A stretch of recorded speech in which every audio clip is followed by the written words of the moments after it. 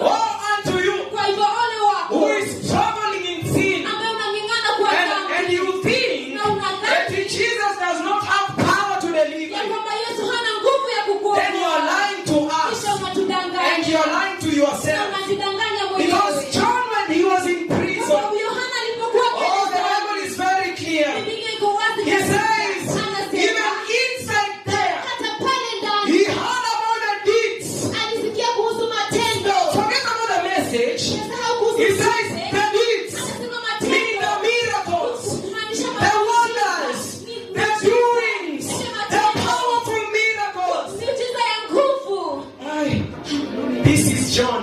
Huyu ni What Yohana. about the Omondi or the Kamau that I'm talking to here today? Je, kuhusu Omoni na kama unaendelea hapa leo? This is John.